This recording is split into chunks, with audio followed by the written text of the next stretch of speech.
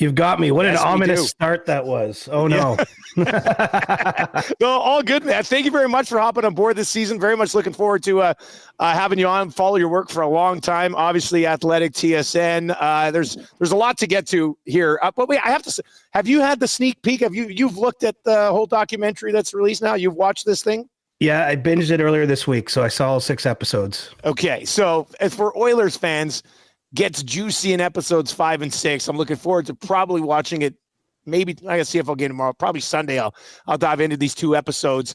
Did it change the way you view Connor McDavid? I think it did, quite honestly. And I was told that it would 2 or 3 weeks ago whenever I was poking around talking to some NHL people about this. And, that's a pretty big statement. And I wondered if it would live up to it. And you just see, like, no one ever doubted how badly he wanted to win or anything like that. But it's something about seeing it and realizing you are watching an unvarnished, camera look at what was a pretty epic run for Connor and the Oilers in the springtime there. And you just, I do think that the intensity with which he approached, that playoff run, obviously by now I'm sure everyone's at least seen part of the clips where he's sort of yelling at the teammates and everything. And then, unfortunately when they lost Game 7, some of the emotion that comes out of them, I mean, it just, it was quite something. I think it'll actually stand up somewhat historically just because that was such a crazy playoff run for him, and to have that sort of access to him. I think we'll be watching clips of that 20 or 30 years from now when he's, in Hall of Fames or he's being honored for this, that, or the other as an all-time great of the sport. So full-blown mission accomplished from Amazon then with what they're trying to do with this project? Yes, and I think Connor is the biggest reason why. It's not to say I think there's something for everyone in all 6 episodes. I certainly learned about some players in the league that even I haven't known as much about. But, the episodes 5 and 6, which center just around that Stanley Cup, specifically, to me, they make the series. I mean, again, we know how hard it is to win a Stanley Cup, but I feel like when you see it on that level on both sides too, even there's some stuff with Florida when they were, losing that 3-0 series lead, and you just see how much goes into winning that darn trophy. And so, I know that there already, are hopes that they're going to do it again this year. I think they're going to wait and see until just basically do enough people watch it. I think it's quite that simple. I mean, there's a lot of buzz about it, but does the audience gobble it up? If that's the case, I think we'll be talking about it, probably an expanded version of it in a season 2. And they've got a lot more players, I think, that have seen the first one now and are heard of the experience of their peers, and they want to do it. And, anyway, so a big hat tip to Connor that he allowed the cameras in. And I think really it's something that's great for hockey.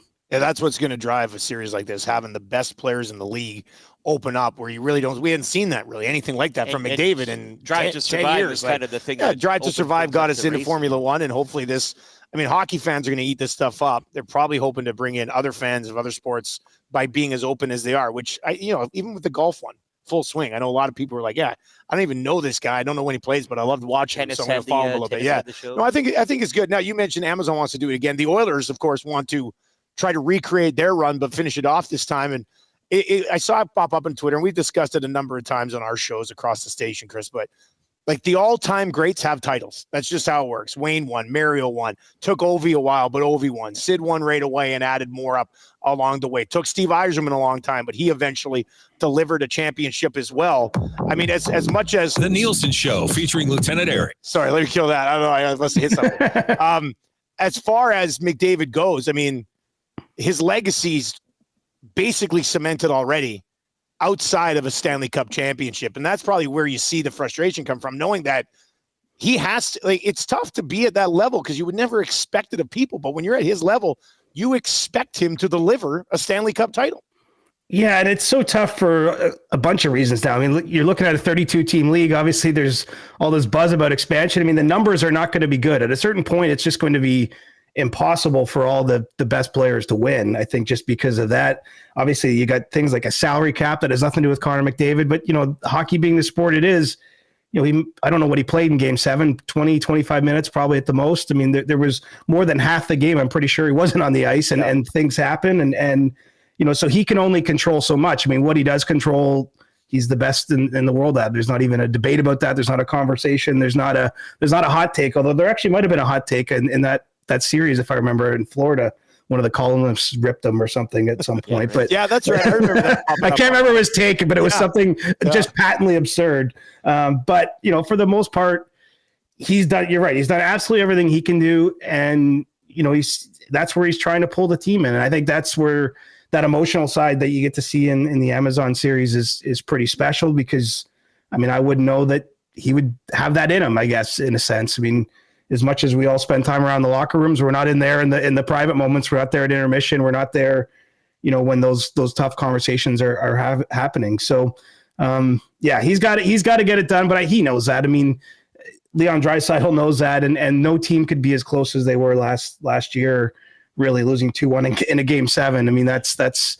That's as close as you can get. They had almost one finger on the trophy, but didn't quite touch it. And I think they're going to be a team on a mission this year, no matter how the preseason's gone. Well, yeah, that's where I wanted to kind of go next here with the team that makes such a deep run last year. High expectations again with our partners over at CoolBet. They are the odds-on betting favorite to win the Stanley Cup this year. But they've had some change on the back end. They've moved out some younger forwards and brought in Arvidsson and Skinner. Do you think they've reloaded to the point where you would expect to see them in the Stanley Cup final again? They would be my pick. I haven't actually had to, usually when we do the tour of shows at this time of year, everyone wants your picks. Edmonton Nobody's forced a pick out of you yet? What is this? No, I know. It's weird. I'm actually just realizing I haven't made one on the record anywhere, and I'm not just saying it because I'm on Edmonton Sports Talk. The Oilers will be my pick consistently wherever I have to make one. And so much goes into it. I look at, can they get more out of Darnell Nurse this year? Is there a world where, he can contribute better? I don't know if it ends up being finding a partner that works with him or whatever it is. But, when you're paying someone that amount of money, that's a place that they can improve. It's hard not to like the forward group. They scored a ton of goals last year. I think that will be the same now. And so, I would imagine as we get closer to the deadline, it's a long season, injuries happen. There's other things that could change the trajectory of this, but I'm sure we'll be talking about, a defenseman acquisition at some point to try to solidify that blue line even further as we get closer to March 7th. But, I don't see any alarm bells for me looking at the roster. They just have everything lined up. They have the best players still in their primes. They have that experience of the last couple playoff runs, obviously last year's being the closest. They have depth at every position, and I think they're going to, still have room to maneuver in season and make adjustments or add even more firepower to the cause here as they get closer to the playoffs.